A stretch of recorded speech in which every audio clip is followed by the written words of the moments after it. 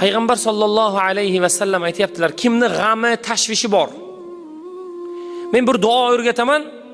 O'sha g'am, tashvish, qarz, muammo, mushkulot hammasini Alloh taolo yechib yuboradi. Dedilar. Deganlaridan keyin yana bir arobiy keldi, kimdir savol so'radi, Rasulullohni chalg'itishdi. Biz uni so'ra olmadik. Va ertasi kuni kelib sahobalar o'zaro aytdilar, kecha Rasululloh bir gap aytayotgandilar. O'sha gapni biz ilg'a olmadik, deganda bir sahobiy aytdi, men borib Rasulullohni oldilaridan shu gapni, men shu duoni so'radim, o'rgandim.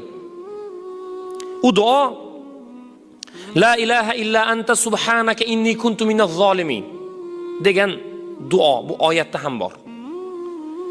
Bu Payg'ambar sollallohu alayhi va sallam aytdilar, birodarim Zunnun, ya'ni Yunusni duosi. Olimlarimiz aytadilar, agar Yunus